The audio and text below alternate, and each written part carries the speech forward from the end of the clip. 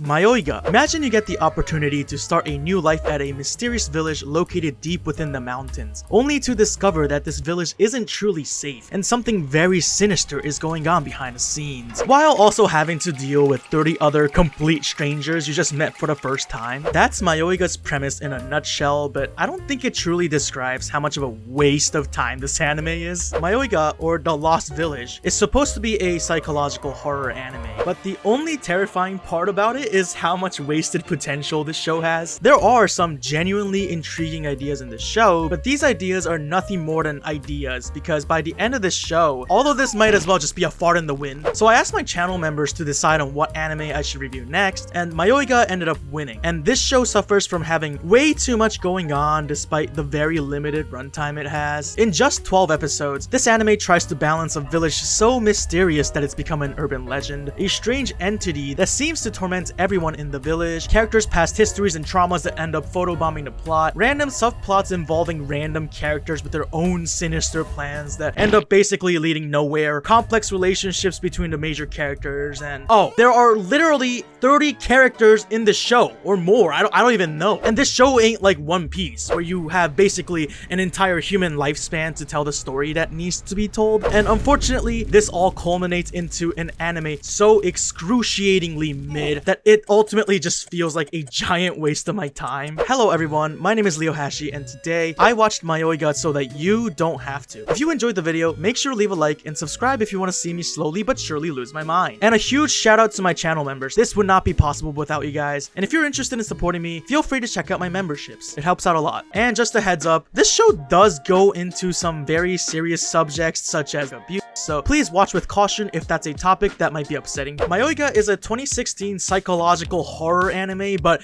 with heavy quotation marks around the psychological horror part, because the only thing that made me scream from horror while watching the show was how long the show was taking to actually end. It follows a group of 30 young men and women who all go on a bus tour to the mysterious Nanaki village in hopes of starting a new life or escaping the troubles of their old one. However, once they arrive at the village, they realize that there are many mysteries behind this village that have yet to be discovered. This show is so fucking mid, man. Like, I've talked about this before, but I always find that the truly mid anime are always the ones that I dread watching and talking about the most. At least when a show is horrendously bad, like School Days for example. It's somewhat engaging, like a car crash that I'm unable to look away from despite how awful it is, but the mid shows like Mayoiga over here hook you in with an interesting premise and some sort of potential just to become a snooze fest halfway through the show, and then leave you with like a bazillion unresolved plot points that makes you question why humanity even exists in the first place. And oh my god, the characters. Before anything else, I just need to complain about the characters, okay? In the first episode, they spend literally 5 minutes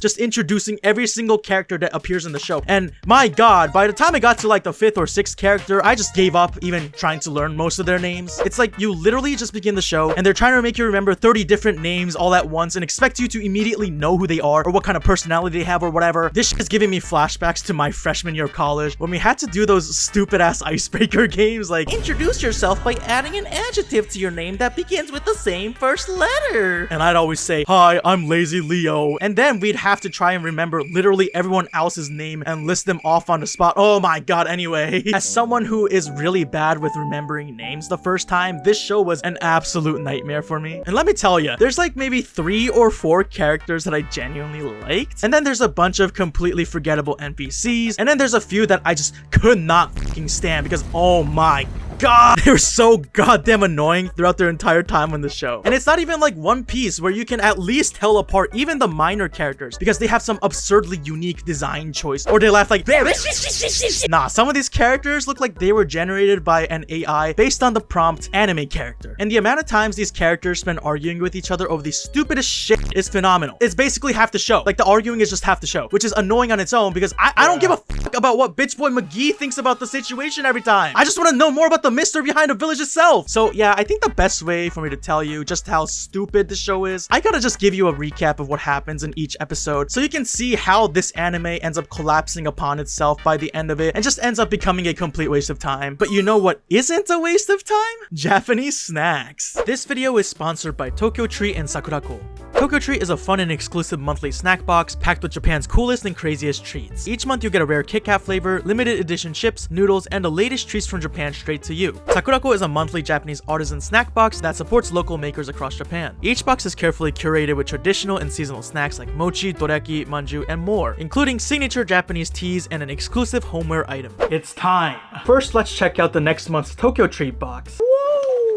Okay, I always do that. Every month, Tokyo Treat and Sakurako have a theme. This upcoming month's theme is Harajuku Snack Venture. And of course, the booklet comes with all the information about the snacks. You got some of the culture. You got the goodest boy over here. And it comes with all the snack information, including the allergy information if you need that. So this box comes with cookies and cream Kit Kats, fruity fizz gummies, grape rainbow belts, salted lemon pretzel sticks, Kirby's crazy gum mix, happy Harajuku chocolate cake, garlic potato chips, a mega marshmallow stick. Look at his face, dude. Look at his face. Crunchy cheese puffs, simply sweet DIY ice cream, super sour chewing candy, seafood and vegetable dashi ramen, fabulous fried rice crackers, and finally twisty corn bites. Alright, now it's my favorite part of this whole thing. We get to sample some of the snacks. I always like to start with the chips because they are always good. They never fail.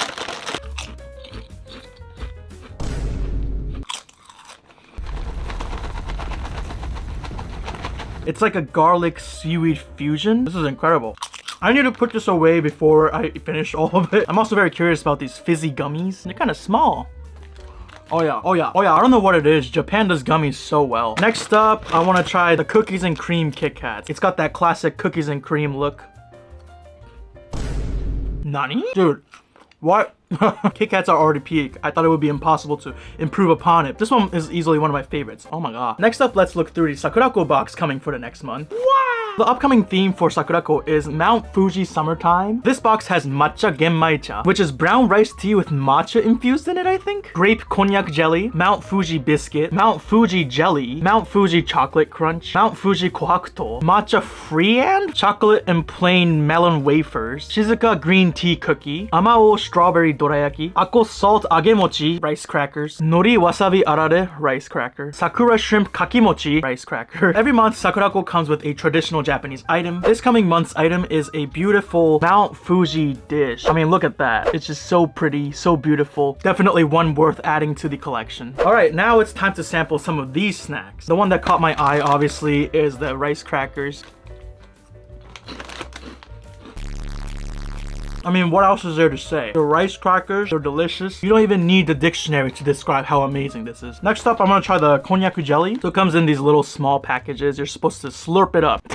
I mean, come on. Tastes just like a grape, but it's like a jelly. But it's not like a regular jelly. And of course, I had to try the matcha genmaicha. I've never really had a brown rice tea combined with matcha flavored tea. But the mix worked really well. And if you're a tea connoisseur, then there's no way you wouldn't enjoy this tea. But yeah, those are the upcoming month's Tokyo Treat and Sakurako boxes. If you would like to purchase one for yourself or as a gift for a loved one, then make sure to check the link in the description below and use code LEOHASHI at checkout to get $5 off of your first order of Tokyo Treat or Sakurako. Thank you once again to Tokyo Treat and Sakurako for sponsoring this video. And now let's move on to the main part of the video, shall we? Alright, well, let's now dive into the mysterious and awe-inspiring world of Mayoiga, shall we? Episode 1 begins and we see a bunch of anime peeps in a tour bus. Everyone was gathered here because they were a chosen few who cleared some website puzzle or whatever weird shit. But anyways, now they're on a bus tour. Their destination is a mysterious place known as Nanaki Village. It's a mysterious village that doesn't even exist on the map. Not even police are able to locate it. The rumor is that people who go to this village have gone missing and they've never come back. Some speculate that maybe they just established a new culture of their own and f***ed off from society, while others speculate that it was used for spy training, but it was wiped out to protect government secrets or maybe spooky ghosts. Bro, just imagine a ghost just rises up from the toilet and just like claps your cheek. The bus tour is known as the Life Redo Tour or whatever the fuck. The bottom line is many people on this tour signed up because they wanted an opportunity to move to Nanaki Village and away from society in order to start their life over. Anyways, now we begin the 5-minute introduction section of every character in the show. I'm gonna organize this part so you can actually have an understanding of who's an important character, who ends up doing nothing the entire time, yada yada yada. Also, as a heads up, the people on this show call each other by their screen names and not their actual names. So basically, rather than like, hi, I'm John Smith, they're like, hi, I'm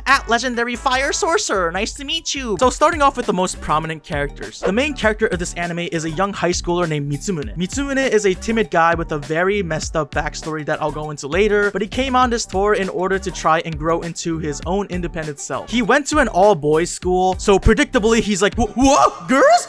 Girls? Oh, am I talking to a girl? I thought those only existed in myths. He's not like overtly cringe about it, but it's a pretty big aspect of his character at first, so that's why I'm bringing this up. Next up is Mitsumune's bestie and another member of the tour, Hayato. His screen name is Speedstar, but I'm gonna just call him Hayato because Speedstar is low-key such a whack screen name. I'm sorry to any viewers who might be named Speedstar, okay? You're cool, but this guy isn't, okay? I'm biased. Anyways, Hayato is Mitsumune's best friend who has always protected him from classmates who would bully him and has always given the quote-unquote right advice for any situation. However, Hayato himself suffers from his own very messed up backstory, and his friendship with Mitsumune becomes very questionable, considering a lot of times Hayato just expects Mitsumune to just do everything that he says, but we'll go into all of that later. Masaki is a girl who seems to have a lot of strange quirks and superstitions. She also seems to have a lot of secrets of her own that she hides from everyone else on the tour, causing everyone to become very suspicious of her. She's pretty timid and has a hard time opening up about a lot of things, which only adds to the drama of this show. I try to describe her personality a bit more, but the more I think about it, the more it feels like she's just a convenient plot device rather than an actual character at times. Now let me talk about some characters who aren't necessarily major characters, but they did enough in the show for me to actually remember who they are. And to be honest, some of these guys, I'm just gonna give them like shitty nicknames to make it easier for both you and me to remember them. The tour guide and the host of this entire event is this dude named Dahara. He has a very casual and laid-back personality, but also he's honestly a fucking weirdo and I don't really like him too much. Volcana is a dude with a very brash personality. He immediately at the beginning of the show assigns himself to be the leader of this group to the dismay of many others and is quick to pick a fight with anyone. He starts off honestly annoying as shit and he's like not really that great of a person, but I also found him to be at least somewhat intriguing as a character, which you can't say for a lot of other characters in this show. Glasses is a dude who I'm just gonna call Glasses because he wears glasses. He seems to be very cocky and conceited, believing in himself more than anybody else on the planet, and many times throughout the show he sort of delegates himself to be the sort of leader figure whenever an argument breaks out in the group, even though no one really asked for it. Love Pawn is a girl who is absolutely obsessed with the concept of executions. Not like, oh, I'm executing this command now as you press the enter button or whatever. No, like actually just unaliving people. She is batshit fucking crazy, and if I was on this tour, I'd want to leave just because of this girl. She's also probably the most annoying character in this show, in my opinion. She has a very fucked up backstory that I guess explains why she's like this, but it's almost like she has a biological necessity of just screaming the word execute,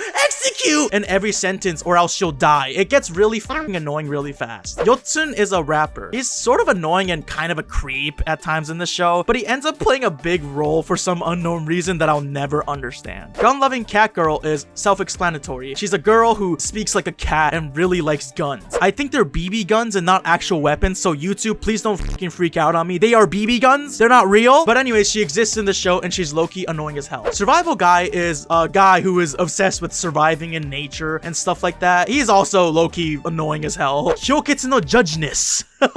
that's his name. He's a chunibyo with an eye patch, you know, that guy who's like, oh, I'm sealing away some hidden power or whatever. Who gives a shit? This man calls himself Hyoketsu no Judgeness and expects everyone to remember it and then gets upset when they don't. I don't know. What if you called yourself something a little less cringe? Jack is a silent dude who unfortunately gets judged very heavily based on this and other actions that he's done in the past. Leon is a mysterious young girl with a very standoffish personality. She seems to carry some kind of mystical power, but let me tell you right now, even after finishing the show, I have no fucking idea what it is because the show's writing sucks ass. Mai is a girl who exists in the show. She is a very hard-headed individual who at first seems to be kind of a snake, like trying to fuck around with Mitsumune's feelings and whatnot, but she turns out to be one of the most grounded people in the entire show. Nanko is a detective or private investigator, and to be honest, she's my favorite character in the show. I might as well just call her Nangoat because she seems to be the only character in the show who is capable of doing actual critical thinking and keeping her calm despite all of the insanity going on around her. And although he doesn't get like a formal introduction or even an actual name, the bus driver is a character who plays a role in the story too. His assigned name in the show is Driver. Even the opening shows his name to be driver. He's an older dude with a fuck everyone in their bullshit type of attitude. He's got his own issues too. And now we have a whole lot of NPCs that I don't even want to bother naming because truthfully, I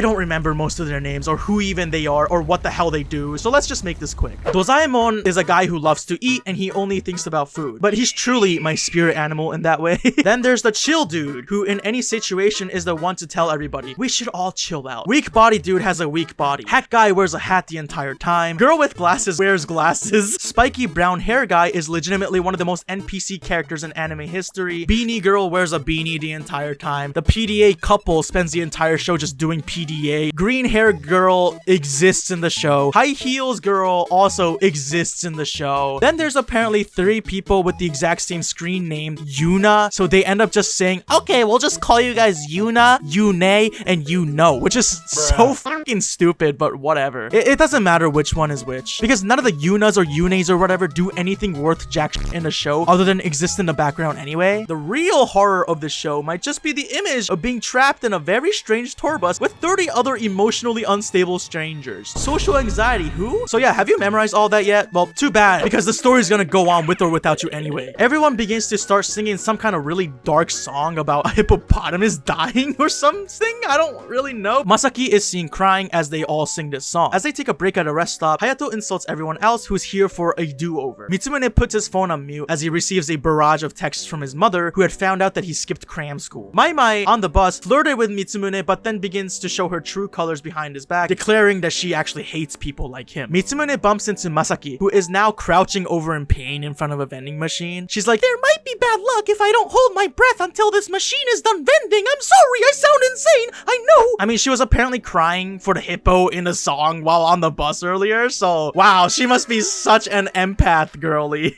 Anyway, she starts feeling car sick, so Mitsumune goes to get some car sickness medicine for her on the bus. There he bumps into Leon, who's like, I hope we don't turn into cannibals. Oh my god, wow. This Life Redo tour is starting off so great, isn't it? Now everyone is back on the bus and they're playing a game where they list off methods of torture, which is definitely a fun game for everyone to play, you know, like we got Connect 4, Candyland. Oh, and the list off the methods of torture game, right? I love that one. The bus driver begins to say that this is way too irresponsible. He thought it was just a regular tour. Dahara, the tour guy, responds that they're just leaving their old lives behind, to which the driver retorts, that's the irresponsible part. You shouldn't be talking about starting over so lightly while they're still so young. They don't know shit about life. Humans don't run away, they work through their lives. As the driver calls them all babies, Volcana activates one of his abilities, being an absolute bitch, and starts to beef with the driver. The driver then gets very pissed off, venting out loud about the many problems that he himself has been having, and begins to speed up the bus, threatening to unalive everyone along with himself as an accident?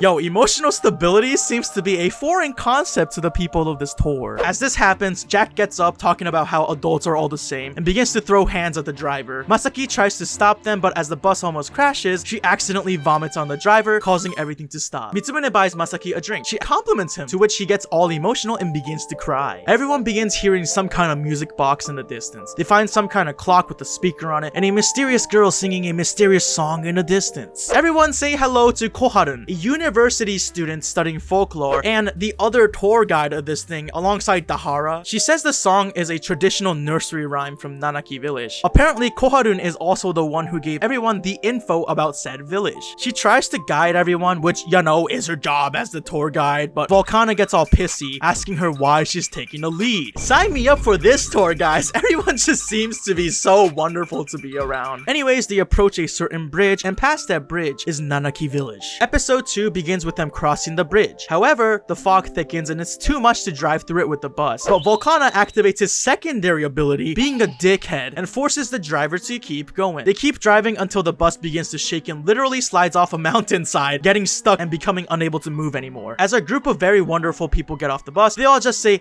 who cares about the bus? We can just leave it here. Even though they were the ones who forced this dude to keep driving through the terrible conditions, but they're just like, oh well, we're restarting our lives, so who cares? The driver, on the other hand, wasn't even supposed to be a part of this whole redoing our lives situation type deal, so he's just getting completely screwed over by these idiots, which, okay, to be fair, the driver did just try to, you know, wipe them all out in a moment of anger from this planet in Minecraft, so it's kind of hard to feel bad for anyone at this point. Dahara, the tour tour guide also just refuses to take any responsibility, which is basically his entire character. By this point, the show's main premise of everyone arguing over the same bullshit over and over again already begins to show, as everyone is starting to bicker. One of them says they don't need money anymore, they could just give all of it to the driver to compensate, but this also just then becomes another argument. Like, I can't. These arguments always end up going nowhere, and someone has to interject and make everyone shut up for a second, and it's always super annoying, to be honest. Everyone just destroying the driver too. One of them just calls him Mr. Useless to his face, which, okay, kind of mean, but also, again, he did just try to mass unalive them, so, you know. Anyways, they give the driver all their wallets in exchange for his silence and begin to walk on foot. The driver in the bus ponders about his life until someone begins to knock on his window, and it cuts away from him as he makes a shocked face. Mitsumune seems to have caught some sort of interest for Masaki, which Hayato tells him to stop, saying, "You fall for people too easily." Mitsumune questions his entire existence, but then Leon talks to him and asks if he's dating Hayato. Mitsumune just says Hayato has always looked out for him. And for the first few episodes, you know, as mentioned earlier, Mitsumune is the generic, like, "Oh my god, a girl, I'm panicking, I've never been near a girl before," type of guy. So he begins to freak the fuck out. Leon is standing close to him, and he's just literally monologuing out loud, like, "Oh my god, I've never had a chance to look at a girl from so close before. Am I falling for another one again? Oh my god." Mitsumune also talks to Nanko, the detective private investigator, and says that she smells good and is helpful. And then he's like, maybe I am quick to fall for people. Someone screams and says that they saw something huge. The others suspect a bear until they see a big ass footprint, and it doesn't seem like a bear. What is happening? Anyways, they're able to reach the mysterious and impossible to find village with ease somehow, and Dahara the tour guide says the first thing they should do is greet the people who live here. However, they find out that no one is there. There's hella dust on everything. It seems like the village has been abandoned for a whole year. They wonder if everyone has died, which isn't out of the realm of possibility. However, it's too clean for that. Love Pond then activates her one character trait, Execution Girl, and asks if they might have executed everybody. Volcana says it doesn't matter either way. They're all here to start a new life. Everyone else splits up and explores the village. Mitsumune tries to go with Masaki, but he gets grabbed by Mai and green-haired girl instead. During the investigation, the survival guy is like, "Women are biologically weaker, so they're only holding us back from survival anyways. Though in the long run, they can be an effective means of preserving the species." I can't, bro. I can't. Oh, also the PDA couple just keeps overtly PDAing everywhere. They find some gardening hose and there's a red tinge on them as if it's blood, but it's probably just rust though, right? Meanwhile, Jack and Hyoketsu no Judgeness talk, or rather, Hyoketsu of Judgeness talks to Jack, and Jack just stays silent. Hyoketsu no Judgeness accuses Jack of stealing his screen name because they sound similar, which I don't really see, to be honest. The only similarity in their name is the J, you know, Jack and Judgeness, but whatever, man. You know, this guy just has to be unique and quirky and not like the other girls. Hyoketsu no Judgeness then yells at Jack, saying, "You're stealing my character traits too. You're just copying me. You're a ripoff. Listen up, don't copy me anymore. If you push it, this cursed right hand might go berserk. Are you scared?" And Jack just says nothing the entire time. Yotsune the rapper decides that he's gonna try to get with Masaki, if you catch my drift, and he tells the others, "You guys can have this girl and that girl and that girl." Like, oh dear god, bro. Again, sign me up for this tour full of just wonderful people. As they search, Yotsune approaches Masaki and invites her to go somewhere else with just the two of them, and it's not really an invite anymore at some point because he just takes her hand and drags her along with him, which, Green hair girl leaves Mitsumune and Mai alone. Mai begins to flirt with him, but then Mitsumune says, "Wait, I'm fine. I don't feel nervous at all," as she holds his hand, and then he explains to her what Hayato had said earlier. He's like, "I guess I don't just fall for anyone," to Mai, and then she gets really mad about this and begins to yell at him. "I was just gonna play with you anyways because you remind me of Kayama-kun." What? Who? What are you talking about? And then she's like, "Whatever," and then just walks away, and I'm just like, what is going on? However, the two of them hear a noise in the distance as the driver walks out of the bushes. He says that he changed his mind. As the adult, he has to watch over them all and decides to stay in the village with them. Right.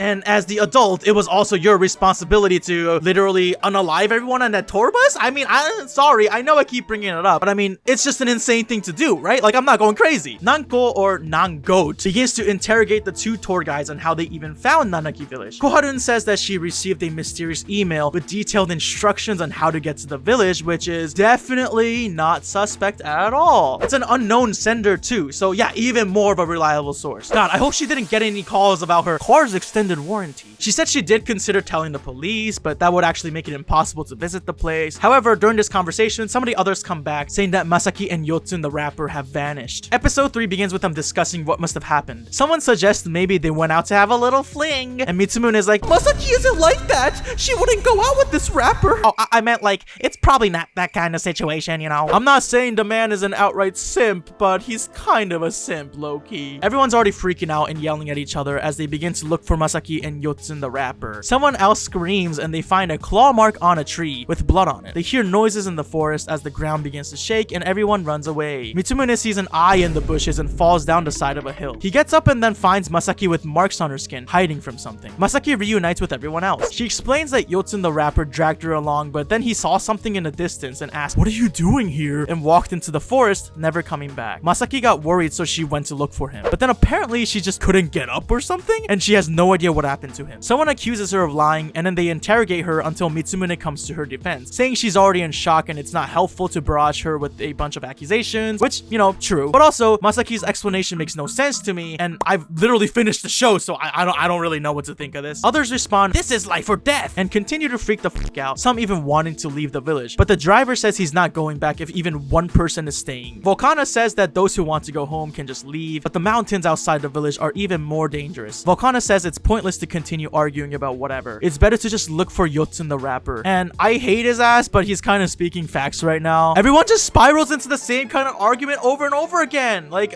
it's just, I can't. I understand the panic. I understand they're all confused and freaking out, but oh my god, these arguments just get nothing productive done ever. Anyways, they set some rules for staying in his village or whatever. Masaki tells Mitsumune that he doesn't need to cover for her anymore, because that just means he'll get cut off from the rest of them. Later, Hayato tells him, "You can't come to an understanding with some girl you only met yesterday. You just have to do what I tell you. When has my advice been wrong? You stopped getting bullied in middle school thanks to me." Okay, I mean, I don't know. Mitsumune looks bothered by this because clearly Hayato might have a bit of a skewed perception on their friendship with each other. Anyways, they decide to cook some food and take veggies from a garden in the village. Koharu notices that the gardens are very well maintained, as if someone was tending to them literally the day before. Maimai is pissed at Mitsumune and gets flustered when she gets accused of falling for him. Meanwhile, the search for Yotsun the rapper just does not go well. Later on, Hyoketsu no Judgeness gets put in the same room as Jack, and the others in the room decide to call them Jack-kun and Hyoketsu-kun to avoid confusion. Jack goes outside and comes back with a gardening hoe and literally swings it at Hyoketsu no Judgeness, and everyone stops Jack and ties him up. Maimai recognizes Jack and reveals that she went to the same elementary school as him. She also says there was a rumor that he caused an incident a year before the story. The incident was apparently a student stabbing another classmate, and Jack was the perpetrator. Mitsumune tells everyone to wait and tries to explain, but everyone just calls Jack a criminal. Mitsumune says, "We don't know actually what happened with the incident, but it doesn't really matter because regardless, Volcana says he's taking Jack without even giving Jack a chance to defend himself. He shows them a dungeon-like space underground, and it's just a prison room, which what the fuck is this nasty-ass dungeon prison room thing doing in this village? Don't worry, guys. We will literally never find out." Anyways, they lock Jack up for the night despite some people thinking that it's going way too far. Volcana continues to look for Yotsun, and Koharun asks him about his convictions. Volcana then reluctantly explains his past. He used to be a freelance systems engineer. However, he was made into a scapegoat during an information leaking incident and was erased from society after that. He never wants to feel responsible for anyone else because his life is his own life. Koharun says, "Why would you even sign up for a tour with strangers then? Maybe truthfully you don't want to be alone." He freaks out over this and then pushes Koharun into the wall, and then she's like, "Go ahead, hit me if you want," and he just walks away. Again, emotional stability, who? Mitsumune wakes up in the middle of the night and goes out to check on Jack. He bumps into Maimai, who says that if she didn't bring up the past, then Jack wouldn't have been locked up like this. Maimai says that she had heard rumors that Jack was actually the target of extreme bullying. What Jack did was wrong, but this is just too much. Love Pawn, the execution girl, then walks towards them and proves that she is absolutely fucking bonkers in the head. She straight up asks if they're going to execute Jack because all criminals should be executed. But when the others tell her that they're just going to check in on him because they're worried about him, she begins to genuinely freak the fuck out. You would think her just yelling execution,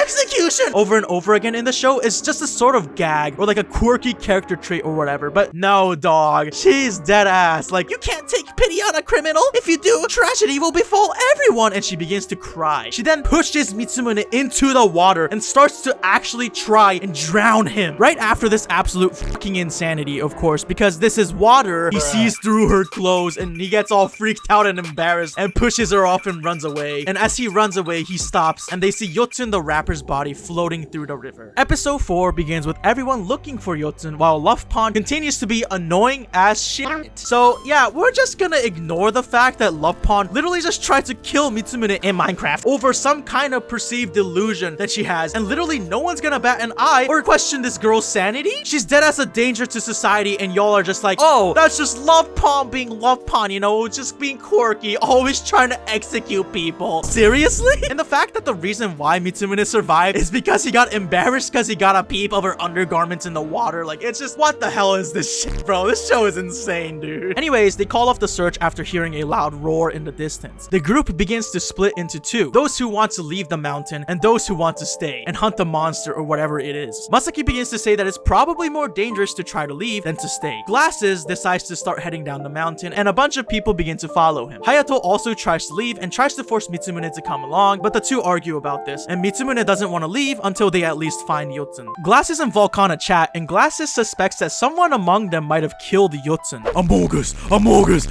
Glasses suspects that Koharu might be up to something. Why does she just suddenly join in the middle of the tour, and why is the village so damn clean? He also suspects Masaki knows something more, but she's hiding it. The next morning, Glasses and the squad attempt to leave the village. During this expedition, Mai and the green-haired girl wonder if Hayato and Mitsumune had a fight. Hayato responds that he was just warning him about Masaki because she's shady, and Mai accuses Hayato of being too controlling of Mitsumune. They get to the bus and try to heave ho again, but the bus won't budge. Then they hear the sound of the roar in the distance. Glasses says they'll try their best before it gets dark, but some people begin to question themselves. Back in the village, the driver begins to walk away on his own. Koharun and the tour guide wonders what he's up to, while Dahara, the main tour guide, who is literally one of the parties responsible for managing this entire event, continues to ignore his responsibilities and instead just spend half the show after this just simping over Koharun, like, oh my god, Koharun, you're always right, and shit like that, you know, just absolutely kissing her ass all the time and whatnot. Mitsumune worries about Hayato. Leon tells him that she's unsure if they can make it down the mountain, but they won't die, showing she might know something more. We also see that Jack had somehow left his cell. Glasses and the squad continue down the path and mark the trees with numbers. To their horror, however, they realize that they had walked in a loop somehow. As they discuss, the roar gets even louder than before. Hyoketsu no Judgeness begins to break down and screams as he sees Jack in the distance. Hyoketsu no Judgeness slips and falls down a hill as Jack disappears. The others continue to run away, but are forced to stop as they end up at a cliffside. They then see some train tracks in the distance. When they get to the tracks, they find a giant tunnel. They go in, but they all see something that scares them so much, and they all begin to run out of the tunnel while screaming. Mai screams, "There's a large Mitsumune!" which does sound very spooky. Oh my god. Mitsumune tells Masaki that he's happy she complimented his handle name, which he reveals is his actual name, but no one's ever said that about his name before. Masaki just says sorry, cries, and then runs away. The driver walks off into the forest and sees a little girl, but then is confronted by Volcana and Koharu. The tour guides and Volcana ask the driver what he knows, and he talks about Misato, his daughter who had died 10 years ago, and how he keeps seeing her. Episode 5 begins with the driver saying he's gonna take his dead daughter home, and everything will go back to how it used to be. After his daughter's death, his wife had left him, and his house was taken away, which, okay, pretty fucking sad and tragic stuff. Glasses and the squad all come back to the village. They all go check the dungeon to realize that Jack had escaped, and suspects that someone might have helped him. Everyone is now back in the same room, discussing what just happened. The biggest takeaway from this conversation is that literally no one can remember Hyoketsu no Judgeness' name, even though he just slid down a hill and disappeared and potentially died. In fact, they spend an absurd amount of time debating what his name was, and they just resort to calling him Kitsukun, which translated to Askun,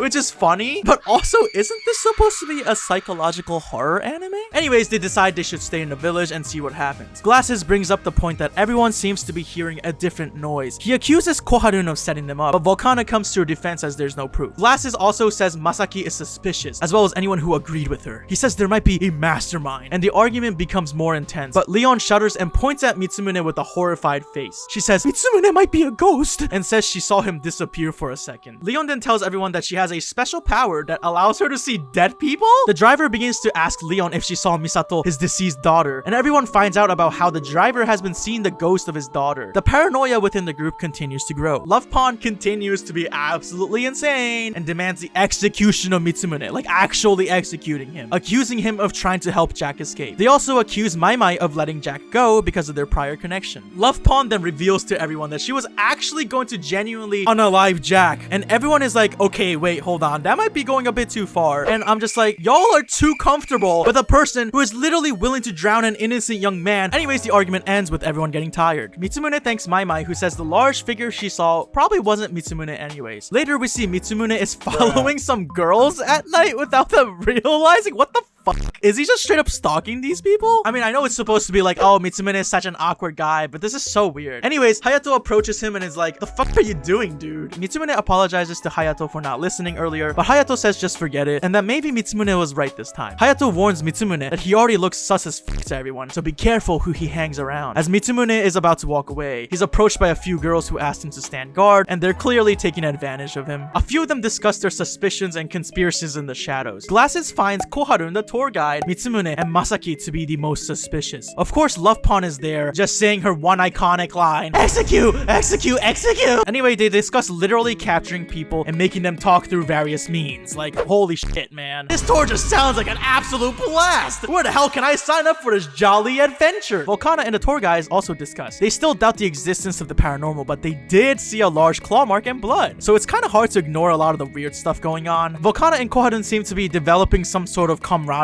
or relationship with each other, despite the way Volcana treated her earlier, which, not sure how I feel about that, but whatever. Anyways, the Hara just continues to spend the entire show trying to impress Koharu, only to get out Sigma'd by Volcana every time, I guess. Yo, so when the fuck is this show gonna turn into an actual psychological horror anime? Mitsumune walks around on guard duty. Leon approaches him and the two talk. Mitsumune says it's amazing that Leon can see dead people, but Leon is like, it's not a good thing. People say she's always creepy or a fake. Mitsumune says he believes her, but he's not dead. Leon says that she knows and she's sorry because she lied. She actually can't see dead people and just took advantage of Mitsumune in the moment because people were arguing over stupid shit. Mitsumune responds with, ah, I see. That's fine. It was dumb anyway. If you want to keep taking advantage of me, it's fine. And Leon is like, you're a goody two-shoes. You just accept everything and play along with everyone, even though you know you're gonna regret it. And she just walks away. She then whispers to herself, what I can see is people who are going to die. Wait. What? Okay, so basically, this girl cannot see ghosts. However, she does seem to have some kind of special ability to see who is going to die and who isn't. I mean, I guess this is a cool concept, but like most of the other concepts in this show, this doesn't matter by the end anyway. Mitsumune is getting stalked this entire time by Love Pawn, Gun-Loving, Catgirl, and Survival Dude. A trio I like to dub the most annoying trio in Mayoiga. Anyways, they're like, we should get them while we can. Love Pawn continues to be like, let's execute them! Let's execute them! Mitsumune is like, wow, I talked to lots of girls today. I can't believe it. As the others ambush him and tie him up in a cell. I shouldn't laugh at that, but sorry. What a turn of events. Love Pawn, again, showing her wonderfully stable personality, is like, oh, let's just start to take his nails off one by one. Glasses says that they were just going to capture him and that's too far, but Survival Guy is like, don't act like the leader and boss us around. The Survival Guy then starts to smell smoke and believes that a fire was started near them. The others escape and they just slightly cut Mitsumune's leg rope, but not enough for him to actually escape, and they just fucking leave him there. God, what the fuck? These people suck ass, bro. Mitsumune panics, but Masaki comes in to rescue him, saying that she made sure the fire wouldn't come this way. The two escape and Masaki unties Mitsumune. He asks her why, and she says she wants to talk to him about something, but before anything can happen, she gets cut off as Mitsumune sees something in the distance, which terrifies him. A what? A big penguin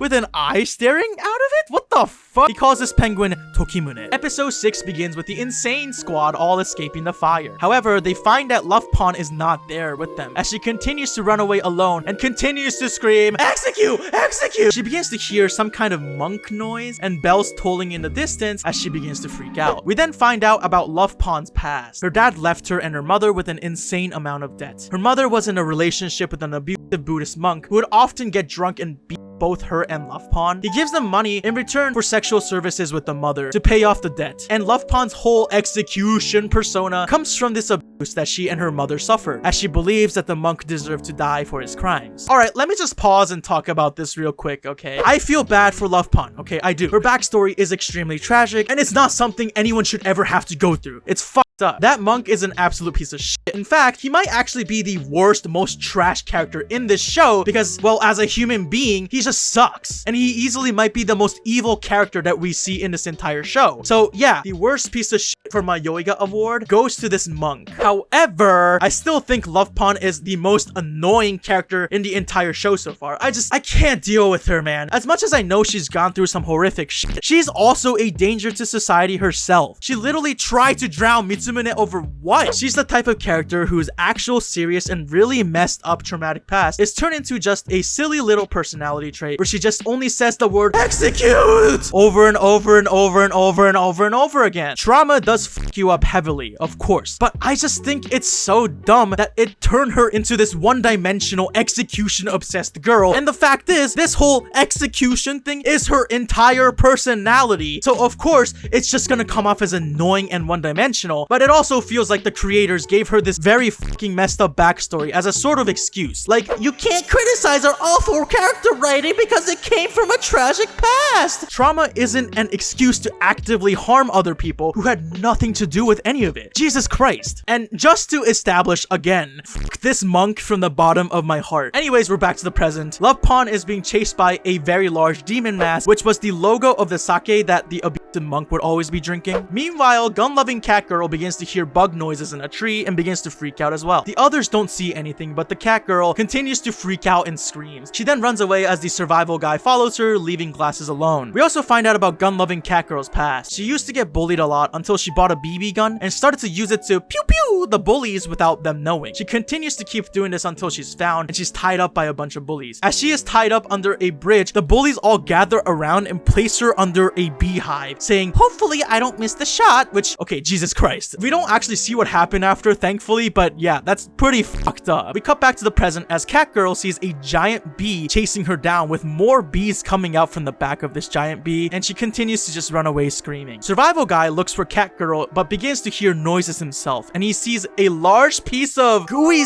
something? A large piece of flesh? Ew, what the fuck? Whatever this shit is, it begins to chase the survival guy as he crawls away. We then find out about his past too. He was trying to be a ranger of some kind as he was posting videos online of him surviving in nature, and he says that he's gonna join the military soon to become a true ranger. The comments are somewhat supportive, but mostly just clowning him, telling him to go to school and whatnot. As he measures his height, we see that he's right below the required height to join the military. He hears a rumor about someone who had to get silicone implanted in their head to reach some kind of height requirement. So he himself gets a silicone implant in his head, the same type they use for breast enhancement surgery apparently. Anyways, unfortunately, despite his efforts, he's unable to get into the military. Back to the present, Glasses continues to walk and be pissed as he suspects everybody, saying, I'm the only one that's not getting tricked. However, he begins to hear laughter in the distance and begins to look around. He starts to say, don't laugh, and freaks out and runs away as well. We then find out Glasses' past. He used to work for a toy company and took on a very monumental task, asking the business owners to let him handle everything for this one really important event. Anyways, long story short, he makes a huge mistake of getting the date of the event wrong, causing his entire plan to collapse. At a business meeting afterwards, everyone is laughing at him for his mistake, and they continue to laugh at him as he tells them to stop. Back in the present, Glasses is being chased by a train with a demented eye and mouths, all laughing at him. Everyone tries to fight back against these monsters, causing gunshots to ring in the distance, waking everyone else up. The other members gather together. Dahara, the tour guide, is just like, are you okay, Koharun? As he approaches her for a hug, but she completely curves him and runs to Volcana. God, Dahara, it just hurts to watch, man. Please stop. Everyone runs away from the monsters while the others search. They find Survival Guy, who tells them, it showed up, the boobs, but then he stops himself, you know, because he's just referring to the silicone implant that was chasing him down, but no one knows what the hell he's talking about. They also find Love Pawn and the Cat Girl. As they discuss, they realize they're being chased by different monsters. Nothing is making sense. Koharun is then like, everyone must be seeing different things, and she begins to sing the folktale song again. She says the folktale has to do with what's happening. The folktale song is about a young girl who will arrive, bringing the monster that's shown up within her. Something that she's hidden deep within herself takes shape in the real world. Basically, a traumatic event from a person's past seems to be manifesting itself as a physical monster in the real world. Koharun reveals to everyone a newspaper clipping that says Masaki had previously gone missing. It turns out she had gone missing in the village right next to Nanaki village. How is a girl who previously went missing here with them? And the driver saw his his dead daughter, so what's up with that? Because of these strange events, they begin to suspect if Masaki might be a ghost. And to be honest, I do think the backstories of these characters are genuinely one of the most interesting parts of the show for me. Even though I still find a lot of these characters annoying as shit, it at least humanizes them somewhat, and I can always appreciate an effort like that. It doesn't really save the show from being trash, but you know, whatever. I'll give credit where credit is due. In episode 7, we find out Mitsumune's past. He had a brother named Tokimune who was way more outgoing than himself, and the mother would compare the two a lot. It seems like their mom would always pay more attention to Tokimune. The mother gives Mitsumune a penguin plushie that he had always wanted. However, one day, Tokimune, his brother, grabbed the penguin and ran up on a wall he shouldn't have, and as their mother yells at him to stop, it's too late. Tokimune had fallen off of the wall and passed away. Unable to bear the guilt, their mother began to refer to Mitsumune as Tokimune, his brother's name. After this, Mitsumune was forced to live his life as Tokimune, with even his father asking him to do this until his mother is better. Even in junior high school, they were still calling him Tokimune. Even his dad accidentally calling him Tokimune as well. I mean, man, I was not expecting such a hard-hitting, f***ed-up backstory for Mitsumune. Like, Jesus Christ. Anyways, the others discuss if Masaki is a ghost. Blasis comes back and asks what they all saw, saying that no one even truly dissected what this monster is because no one wanted to. Everyone resisted since it reflected their darkest moments of life. Mitsumune wakes up crying and explains his past to Masaki, and that was why he was happy when Masaki said she likes his name. The reason why Mitsumune joined this tour was because he wanted to actually live as Mitsumune and not as Tokimune anymore. They hold hands and walk as Masaki leads them somewhere, and she's like, "I feel courageous when I'm with you. You're so warm." They end up at the tunnel the others ran away from. Masaki says that if you want to go back to your old life, you have to go through this tunnel and face off against yourself. The penguin begins to attack, and Masaki is like, "I'm gonna go ahead," and tells him to have faith in himself and everyone will accept him as he is. Masaki then runs into the penguin and disappears? I don't know. Anyways, the penguin begins to move towards Mitsumune as she repeats, "Tokimune, Tokimune." Mitsumune readies himself and runs towards the penguin. However, the penguin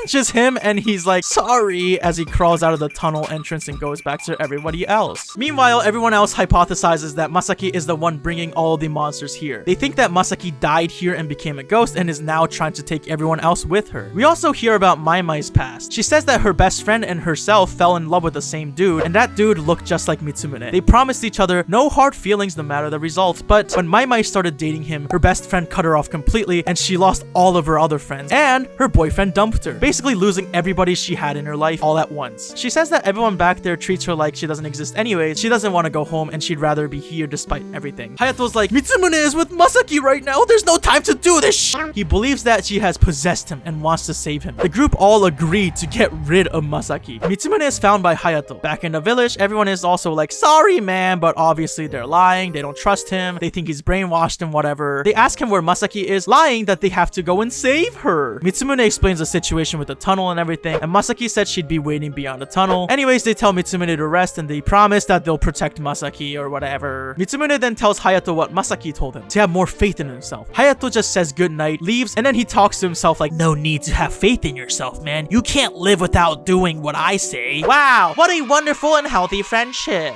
Everyone else prepares to hunt down Masaki with crosses and stakes and salt and whatnot. Some of them approach the tunnel and find Masaki just walking out of there. Leon and Nangoat bump into each other and discuss that neither of them think that Masaki is actually a ghost, and they decide to tell Mitsumune that Masaki is in danger. Meanwhile, the others tied Masaki up to a post and they're torturing her like we're just throwing it back to the year 1962 in Salem, Massachusetts. She says she's not a ghost, but the others are like, "She's a ghost, so it's fine. She won't actually get hurt from all the terrible, disgusting shit we're doing to her." Love Pond then takes out a knife, and some others begin to say this is going too far. Hayato volunteers to actually attack Masaki with the knife for seducing Mitsumune. As he goes in, Volcana tries to hold him back. As Hayato slashes, they realize she's not a ghost because she actually starts to bleed. Despite this, Hayato continues to try and attack her, and Mitsumune steps in to stop him, punching Hayato for attacking Masaki. The others continue to accuse Masaki of controlling the ghosts, while Mitsumune continues to stick up for Masaki. Masaki tells everyone to stop, saying she'll tell them the truth. Episode 8 then begins with Masaki telling everyone that this is actually the second time she's at Nanaki village. We get a flashback where Masaki is walking through the mountains, following a dude named Reiji, someone she was close to. They're looking for the mythical village. As they're surrounded by fog, a strange car approaches and a strange old man tells them to not go there. there and to turn back. However, the two run away and hide. They finally find Nanaki village. The condition of the village is similar to when the main group arrived later on. The daylight was beginning to end, so they began walking back. However, Reiji asks if Masaki heard anything. He then begins to run away holding Masaki, but she doesn't see anything. Masaki trips and falls off the side of a cliff, and when she came to, the highway was in front of her. She tried to go back to Nanaki village so many times, but she could never find it again. Masaki apologizes for not saying anything about the monster to everyone else. She wanted to see Reiji and save him from the last time, which, to be honest, I don't really understand why Masaki would hide some of this pretty vital information from everybody, but also, everyone else is kind of a dick, so whatever. They ask if Reiji was her boyfriend, but Masaki says that he's her cousin. Masaki says then he might be in a different village, which obviously makes everyone go, what the fuck? But Masaki says it's just a guess, and that Reiji had mentioned it at some point, and she doesn't actually know. When they guess it's gonna be through the tunnel, Masaki's like, not there, don't go through there, which obviously makes everyone go, okay, I think it's the tunnel. As for the tunnel, Masaki says she thought that it was the exit at first, but she was wrong, and she feels like it's a very dangerous place and that they should stay away from there. She says that while she was walking through the tunnel, she had a bad feeling and turned back, which is why she ended up walking out of the entrance to the tunnel again, and this is just making no sense to me whatsoever. It just really seemed like Masaki knew exactly what was going on and what she was talking about before when it was just her and Mitsumune at the tunnel, but now all of a sudden she knows absolutely nothing, and it's just an inkling that she has. Oh my god, I have a headache. The others just continue to doubt her, being like, Reiji must have been a guy you dragged into Nanaki village with you. And so we're back to everyone thinking that she's a ghost. Masaki says she's never gone back to her home after escaping the village. She says she felt like she could never come back to Nanaki village if she had gone home, so she stayed in a nearby village to try to find out how to get back, and then she learned about the tour online. The others ask what she was doing until the tour, and she says that she was working part-time and stuff. However, Dahara opens up a book to show a bunch of newspaper clippings that showed her listed as a missing person. Unable to retort, everyone is convinced now that she's a ghost or whatever, and I'm just so fucking over this at this point. I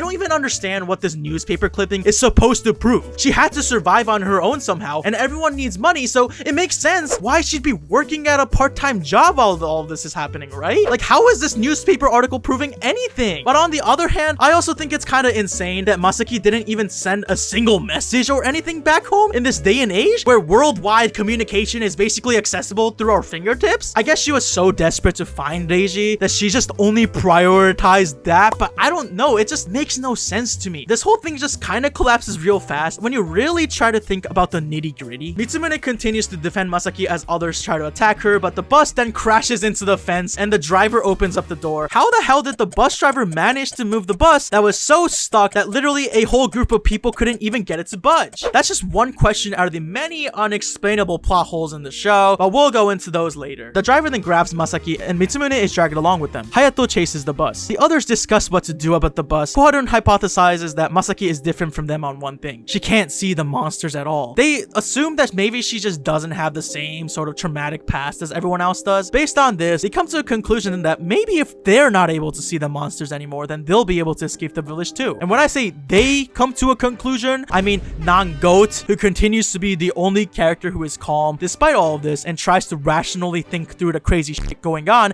instead of arguing over nothing. The driver begs Masaki to let him see his daughter. He's like, you're a ghost, right? Let me see my daughter, please. And Masaki's like, bro, I'm not a ghost. Leon and Nangoat bump into Maimai, and the three form an unlikely friendship with each other. Maimai says that the way everyone ganged up on Masaki reminded her of her own past. Koharun tells Volcana that she feels guilty because she set the tour up, yet everyone is blaming Masaki for all the craziness. She says she wants to believe Masaki and wants to find her first, and asks Volcana for his help, and the two form an unlikely team. However, during their search, an arrow is shot towards them, and it turns out that it's Hyoketsu no Judgeness, who is revealed to be alive? Episode 9 begins with Volcana tackling Hyoketsu no Judgeness, who begins to cry and yells at them to let go. He said he got rescued by that person, or whatever, insinuating that someone was masterminding something behind the scenes. However, Hyoketsu is knocked out by another force as Volcana goes to chase it down. Hayato asks why Masaki didn't say anything about Reiji, to which she responds with, she didn't want to bother anyone else, so she'll deal with it on her own. She says that she was gonna go through the tunnel and just explore the area beyond it, but she changed her mind. However, hearing about this tunnel, the bus driver begins to speed towards it and drives through it because he just wants to see his daughter, monster or not. The others tell him to stop, but Hayato says it actually might be a good idea to go here. A big crash is heard as Mitsumune begins to see the penguin again. The others all feel the impact despite not seeing the same monster. Hayato begins to see a hand on the window and starts to freak out himself, telling everyone to let him leave the bus. The driver doesn't stop driving until he sees his daughter in the mirror and presses the brake of the car. Hayato leaves the bus and runs away in fear as the others follow him. After calming down, they realize the driver is gone. They decide to continue looking for him through the tunnel, but Masaki continues to try and stop them, still without much explanation as to why. Meanwhile, some of the villagers begin to search for the bus, but the hack guy is like, who cares at this point? And Dahara is also like, yeah, true, I mean, even if we capture Masaki, maybe she really doesn't know anything. Anyways, the three protagonists are able to cross the tunnel? What? Hold on, didn't they just spend an entire episode arguing about how dangerous this tunnel was or something? What? Anyways, on a rock beyond the tunnel, they find writing on it addressed to Masaki. It says that if you want to go any further, then accept Nanaki, whatever the hell that means. Beyond the tunnel is a very foggy area with another empty village. Hayato asks why Masaki didn't just continue searching for Reiji and why she came back to everyone else, to which she responds that she didn't want anyone else missing the message on the rock. I have no idea how this message helps anybody who doesn't know what the fuck a Nanaki is, which literally no one does at this point. So I don't know, man. The story really just begins to collapse around here. Anyway, the three decide to keep going through the foggy area, saying that they could just turn back if it gets really bad. Masaki asks why Mitsumune is so nice to her, and Mitsumune is like, I've only known you for a while, but I think a smile fits your face best, which is why I want to help you find Reiji. Masaki says, I need to go to the bathroom, and she dips while the other two go into a bigger building to get a bird's eye view of the area. Hayato continues to tell Mitsumune that Masaki is a bad influence. They start arguing. Mitsumune says, I think I can go back to being my real self if I was able to help Masaki. To which Hayato is like, true self? You're still talking about that? Hayato says that people can't change that easily and that people get lost trying to change anyways. Mitsumune should be okay with who he is right now. But Mitsumune is like, of course you wouldn't understand how I feel. Hayato begins to say, you're not the only one going through shit. You can't change. It would suck for me if you did. Hayato then says that his grandmother in the attic terrifies him and that she is the monster that he's been seeing. We then find out about Hayato's past. Hayato would get beat by his parents and they'd throw him in the attic every time, which, holy mother of God. Since they live in a rich area, they needed a quote-unquote upstanding kid to enhance their reputation. At a certain point, they started beating him if he didn't obey them and started locking him in the attic. There was a picture of his grandma in the attic. Before she died, she'd been exiled to that very same attic. Because she was old and senile, they didn't want the neighbors to see her, so they ended up shutting her in the attic too. Like, what the fuck? Hayato says her eyes in the picture terrified him. All of this for their reputation. This is terrible. I mean, I guess it makes sense now where Hayato's sense of trying to control Mitsumune comes from, you know? Hooray! Generational trauma! Mitsumune asks if Hayato ever stood up against their parents, to which he responds that he did, like watch a TV show they told them to not watch, but they would apparently go absolutely ballistic over that. On a side note, the monk sucks ass, but Hayato's parents, they're also, pretty fucking trash, let's be real. Hayato said he nearly succumbed to being their puppet until he met Mitsumune. Hayato says that he needs a puppet of his own and asks Mitsumune to continue being loyal and obedient to him. Mitsumune says, you're kidding, right? You hung out with me all these years because you thought of me as a puppet? Obviously hurt because he was grateful for being protected by him and he respected him all of these years. Hayato's like, we can stay this way, right? Just continue doing what I say and I'll help you. Mitsumune says, that'd just be wrong. Cut that selfish bullshit. I'm never letting anyone have their way with me again. I'm not Tokimune anymore. And he pushes Hayato off and runs away. He remembers that Masaki exists and looks for her, finding a bow that she was wearing on the ground. Mitsumune eventually bumps into Volcana and the two are attacked by the monster. Volcana sees some kind of weird swirly creature that I guess is supposed to represent society and begins to fight against it with a stick, but it doesn't die. Meanwhile, Mitsumune sees the penguin as it walks towards him. However, it's much smaller. He asks Tokimune to disappear as the penguin walks past him and falls off a cliff. Mitsumune then chases the penguin down, but nothing is there. He ends up next to a body of water as he hears his mother's voice in the distance, calling for Tokimune. But Mitsumune says, no, I'm not Tokimune. And he continues to walk into the fog as the penguin joins him? What the hell is going on right now? Volcana then realizes that Mitsumune is gone. Nango, Maimai, and Leon walk through the forest. Nango analyzes Maimai and poses a theory. The monsters will stop showing up if they're starting to heal from their past traumas. The three try to go into the tunnel together but are stopped by arrows. It's Jack, who chases them down, but then is pushed away and punched by a mysterious figure. Episode 10 begins with Mitsumune waking up in a hospital room as his dad hugs him and cries as he calls him Mitsumune. A flashback shows his dad and grandma watching the news. They're talking about the bus store, calling it a mass self-unalive. Jesus Christ. I'm so sorry. It turns out that his dad is going insane from the news about Mitsumune going missing. His mother wakes up and says, so I unalived another one. So sorry. I should not be laughing at this. Showing that deep inside, she knows that he's not Tokimune, but she's still unable to accept it. Back in the hospital, Mitsu dad asks him to come home. Mitsumune says he has some unfinished business. Mitsu dad says he tried to take their name tags off their front door because Mitsumune's name was on the news. As he did this though, he truly realized the pain that he was putting Mitsumune through all these years, and he finally apologizes. He says Mitsumune should do what he wants to do, and he also brings up that someone had saved Mitsumune and brought him to the hospital. Back in the village, everyone is still arguing about Masaki. Everyone is like, she's just a girl, not a monster, it's fine, and shit like that, as we start seeing some real notable personality changes. The PDA couple is just changing personas now. Until this point, they were just like, it's PDA time, as they've just PDA'd everywhere. But now, the girlfriend is suddenly telling her boyfriend like, can you stop? Everything's such a drag. Dahara takes out a cigarette and starts to smoke, saying he didn't want to smoke around Koharun because she doesn't like it. He's like, having her as a connection is useful because she's popular among the professors, and also, she's not bad looking at all. Basically, he's like, does it even matter if I'm the tour guide at this point? Everyone's starting to notice how lethargic they're feeling, which might be causing this sudden change in character. Glasses is like, whatever, we'll do this ourselves, but literally everyone questions, when you became the leader, bro? And Glasses is like, okay, fine, I'm done with all of you forever. And he walks away as everyone makes fun of him. Non-Goat, Mai Mai, and Leon are in the mysterious stranger's house. It's revealed that this mysterious man is Reiji. Reiji says that there used to be other people here too, but they're all gone now. They vanished over time. The girlies ask Reiji to come with them, but he's just like, how's Masaki doing? And he says he can't go with them. He says it's just a one-sided thing between him and Masaki. Wait. Didn't Masaki say they were cousins? Mitsumune is summoned to the rooftop of the hospital at 2 a.m. to meet up with someone who knows the truth. It's Yotsune?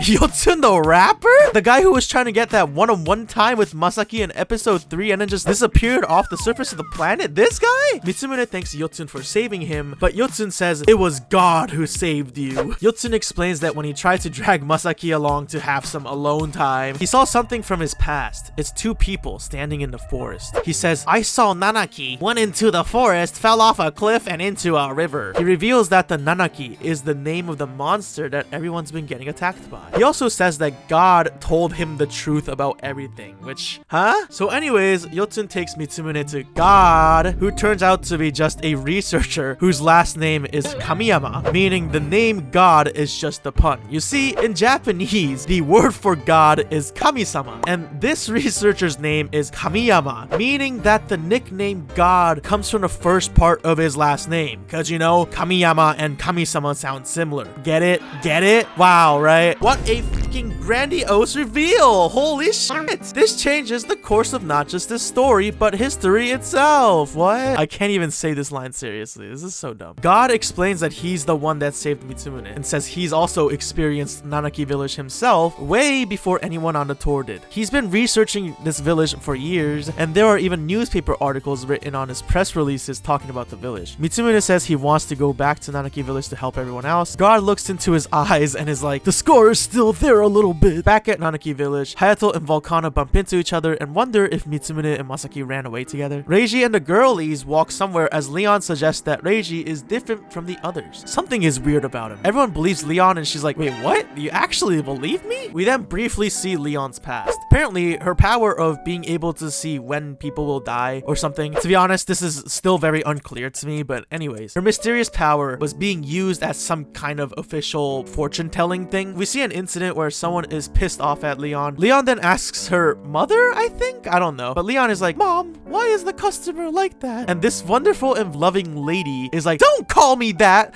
I mean, please do not refer to me as that. Don't let that sinner get to you. So it seems like her powers were being taken advantage of by her mother, who doesn't even seem to want to be considered Leon's mother to make money or something. I don't really know. I mean, it's sad, but I have no idea what's going on. Back in the present, it turns out Reiji is able to see other people's monsters. He explains that the monster is Nanaki, a monster born from a past so complicated that you can't even label it as a difficult, lonely, or sad past. Reiji says that everyone has to get out of here no matter what. There will be a lot of pain when the Nanaki attacks, but they have to endure it. The others ask Reiji why he hates this place so much, asking for a way to convince everyone else to leave. Reiji responds, "Do you really think it's easy to get rid of Nanaki?" What the fuck is this conversation? Does anyone else not understand what the hell these people are talking about? Back to God. He says that his research focuses on psychological scars. Trauma. Nanaki Village is a place where your psychological scars materialize as Nanaki. At first, he found several people who managed to return from the village, and although his research was going well, once he presented it to the public, everyone just thought he was absolutely insane, and even his colleagues turned on him. Angered by this, his hatred led him to get to the actual village. He went alone and saw Nanaki himself. He was excited to get the evidence, but before he knew it, he was back in the real world. It all happened in just a single second. Apparently, he had left his Nanaki behind in the village, or he lost his Nanaki or something? I don't fucking know, dude. He then points to a newspaper clipping on the wall, saying, "Look at that clipping on the wall. That's me young.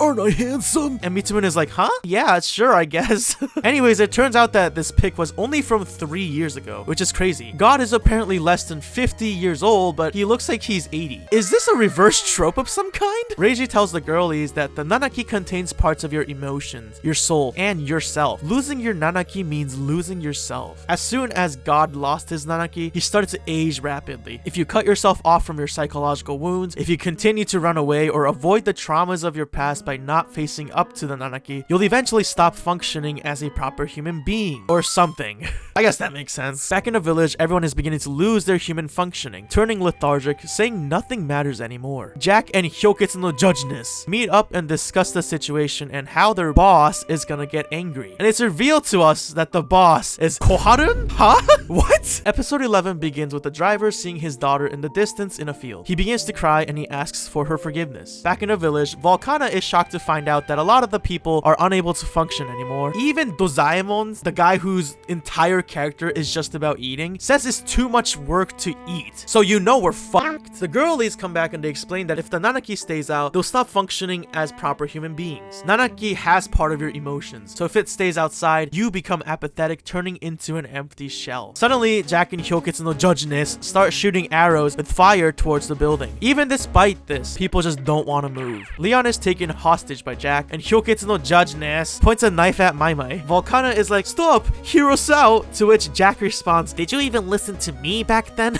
Which, okay, I will say that point is very valid, to be honest. They really didn't give Jack even a chance to defend himself or speak up back then. And even Volcano himself has no other way to react but to just stutter, because he also knows that it's true, okay? Like, Jack kind of got his ass with that one. Whew. Anyways, they talk about the boss, and they say that the boss is a true Madonna who has descended upon this rotten world at the end of days. What the fuck is actually going on right now? Well, anyway, Hyoketsu no Judgeness literally reveals the identity of the boss to be Koharun to everyone there. Meanwhile, Hayato is losing his mind on his own, believing that his puppet Mitsumune had been stolen away by Masaki. Koharun approaches him and starts to manipulate him, asking him stuff like, "The only person you trust and care for is Mitsumune, right? I came here for a similar reason. I had someone I cared about very much, and there's something I want to do for that person. Doesn't it hurt when you can't trust that person anymore?" Hayato begins to freak out at her too, but Koharun begins to cry. Anyways, back in the village, after finding out that Koharun knew everything from the start, the others ask why she would bring them to this place knowing all of this information. Jack reveals that she's trying to make an even stronger Nanaki. The boss said Hyoketsu no Judgeness and Jack are different. They can make the Nanaki even stronger, which was why she recruited them. Koharun basically begins to manipulate Hayato, saying that Masaki stole Mitsumune and whatnot, you know, only making his Nanaki go even more berserk. Hayato's grandma monster then comes out in full force. Back to Mitsumune. We find out that there's conditions to get into Nanaki Village, but to be honest, it doesn't matter, so whatever. We also find out that God was the guy who earlier tried to tell Reiji and Masaki to stop going towards the village. He feels responsible for being the initial cause of the rumors of Nanaki Village being spread, so he wants to stop anyone from actually going there. However, it turns out on the night the tour bus head there, he fell asleep from being too tired and couldn't stop it. Yotsun the rapper then explains that he brought brought his Nanaki back with him. He explains he wanted to make it big time as a rapper, but no one thought much of him and he got depressed from that. When he was being carried down the river, he thought he was actually gonna die. The figure she saw was his mom and dad. It turns out that they're classical musicians and Yotsun didn't want to follow the same path as them. Underwater, he was caught by his Nanaki and he gave up hope. His Nanaki is a creature with no arms or legs, just a mouth, basically symbolizing what Yotsun himself was until this point, just a big talker. As he ponders on the brink of his death, he realizes that even though his life hasn't really meant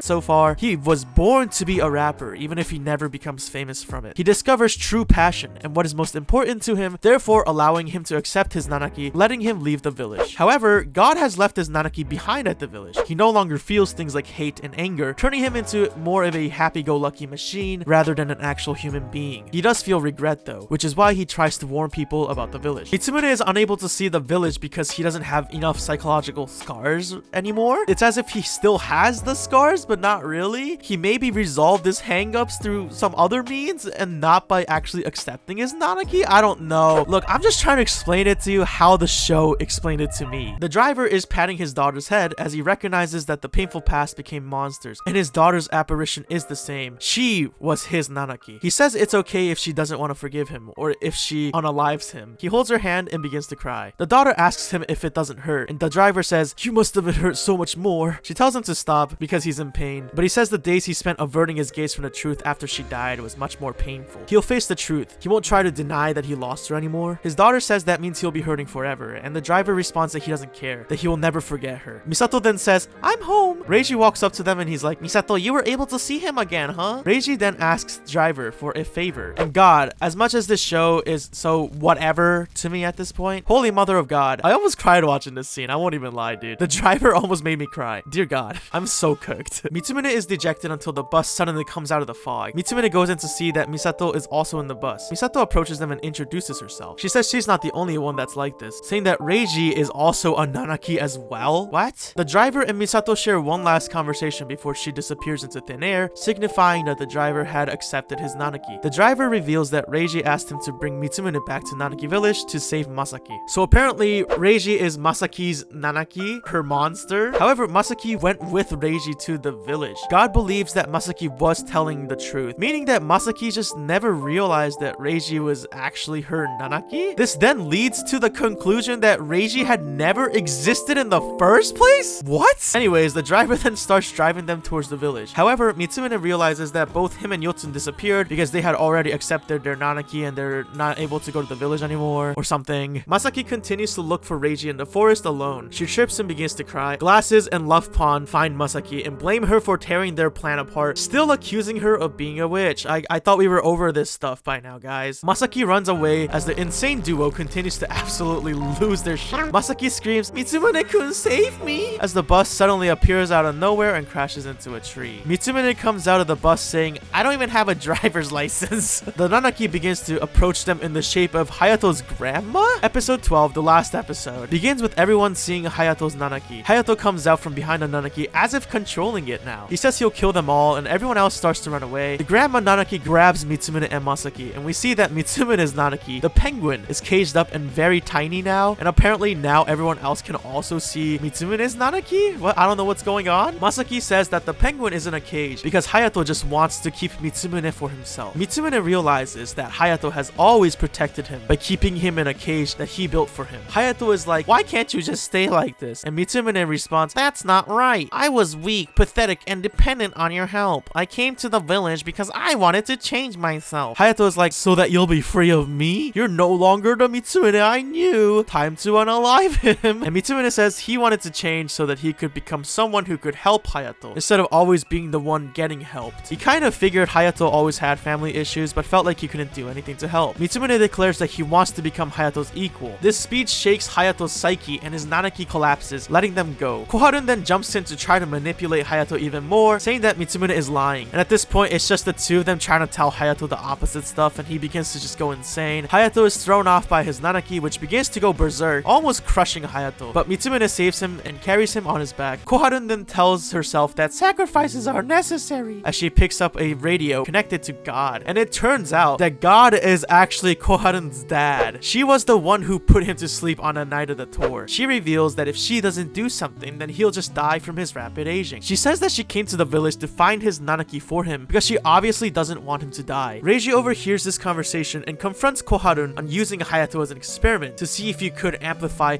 a fading trauma and prevent a Nanaki from vanishing. Reiji explains that the Nanaki are inseparable from the self. You couldn't cut yourself off even if you tried. Except God, I guess, somehow did it without trying, so I don't really know how this works, but God says he's satisfied where he is. By losing his trauma, he's come to understand a lot of things about psychological scars. He can now be objective, using himself as a research subject. He finds it fun and asks Koharun to let him be free. Koharun just calls him a fool and throws the radio in frustration. The others continue to run from Hayato's Nanaki. Hayato says to just leave him and run, but Mitsumine refuses, saying that if you left him now, he wouldn't have changed a bit. They reach the tunnel and Mitsumine falls over. Hayato gets up to face his Nanaki and explains that he didn't want just someone who listened to what he does without question. Because he thought he was helping Mitsumine, he gained confidence in himself, and in reality, Mitsumine was always the one helping Hayato. He says thanks to Mitsumine as the Nanaki opens its mouth and he disappears. Reiji appears saying that Hayato is fine, he just returned to the real world. Reiji thanks Mitsumine for coming back. Masaki hugs him and cries, but Reiji pushes her off. He says, "I'm your Nanaki." We then see Masaki's past. When she was little, she badly wanted a friend. That friend was Reiji, someone she conjured up in her mind. He never truly existed. He grew up with Masaki, listened to her worries, gave her solace from loneliness, and always would tell her what she wanted to hear the most. Masaki continues to deny the truth, but eventually just cries and runs away. Reiji asks Mitsumine to go after Masaki, and he says that this was the first time Masaki actually called someone else's name, Mitsumine's. Mitsumine goes after Masaki, who stops and sees a Nanaki. It's Mitsumine's new Nanaki, shaped like a brown plushie with a ribbon on. I guess shaped after Masaki? What the hell? Mitsumine says the reason he came back is because he learned who Reiji was and wanted to save her, as he returns the ribbon. Back in the village, Reiji explains the situation, telling them he's Masaki's Nanaki. Some people are still unwilling to leave the village despite their loss of cognitive function. Reiji asks them to consult with their Nanaki, their other halves. Reiji says they won't attack unless they try to leave, and that the Nanaki are just scared of being left behind. Reiji asks why they even came here in the first place, to start a new life, meaning they're rejecting their past selves. I don't know what's happening here, dude. Masaki says that she knew the truth deep inside. At some point, she learned about God's research, about the village, and how the trauma you bear would take form and appear. So she thought that she could actually meet Reiji if she went to Nanaki village.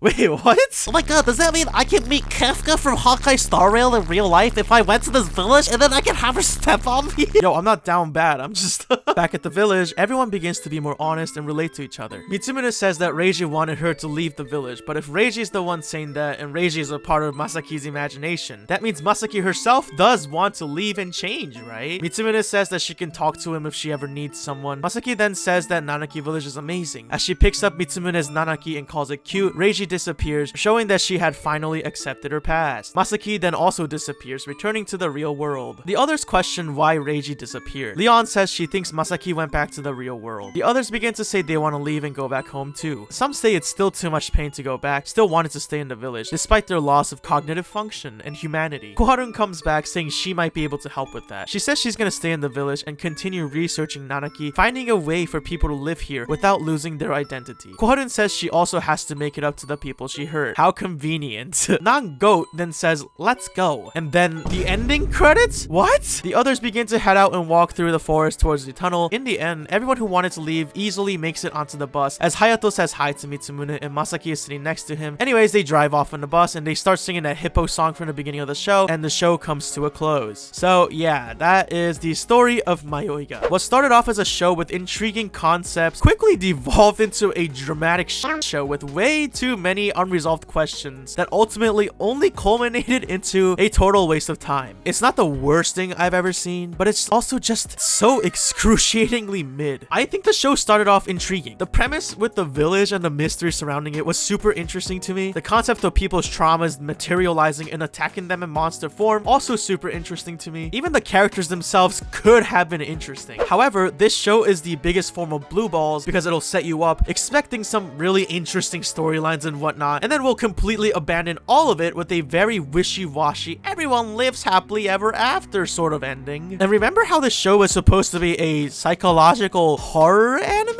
For a horror anime, this show is not scary at all. I couldn't tell if it was really trying to be scary or trying to take itself seriously at all or not. And not saying that I want characters to die and shit like that, but I'd expect some kind of consequence for the characters in a horror anime. But there was also nothing like that. I'm not saying someone needs to die in a horror show for it to be scary or whatever, but like none of the shit was scary, bro. I was hoping for a little bit more suspense. And honestly, the ending sucked ass. It was genuinely ass. So ass. Garbage. Ass. Waste of time. I think it actually ruined the entire show, to be honest. Like, the entire show just all went into the gutter because the ending was this cherry knot cop out of an ending where we never truly see most of the resolutions for many of the conflicts. Like, I personally hate the whole god reveal. That whole plot twist was one of the dumbest things in the entire show, in my opinion. And Yotsun? Really? Out of every character that could have played a big role in the end, it was the unlikable rapper dude that no one gave a shit about? But the actual not annoying characters like Nango got nothing? The show just ultimately leaves you with way more questions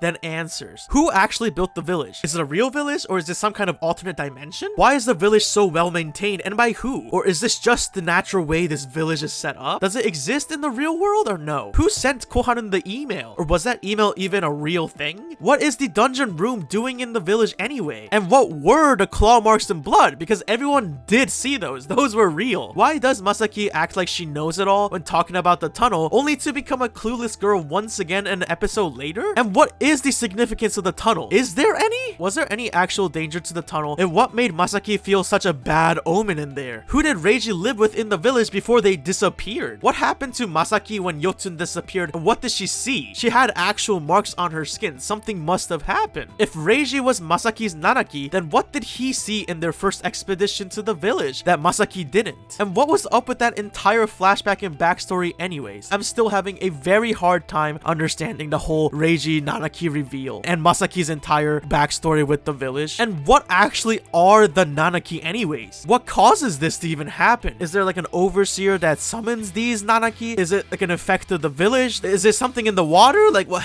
What? There's not even a point to even trying to explain any of these unanswered questions. All I can really say is this show tried, but it flopped, and it flopped hard. I'm gonna give this show a 4 out of 10 because while it's not the worst thing I've ever seen, it's also just a complete show. Anyways, that's it for this video. I hope you guys enjoyed, and if you made it to this point in the video, thank you so much for watching all the way through. I really appreciate it. If you enjoyed the video, make sure to leave a like, subscribe for more anime content. Once again, huge shout out to my channel members. This wouldn't be possible without you. And yeah, that's pretty much it. So I will see you in the next video that I decide to make. Peace out.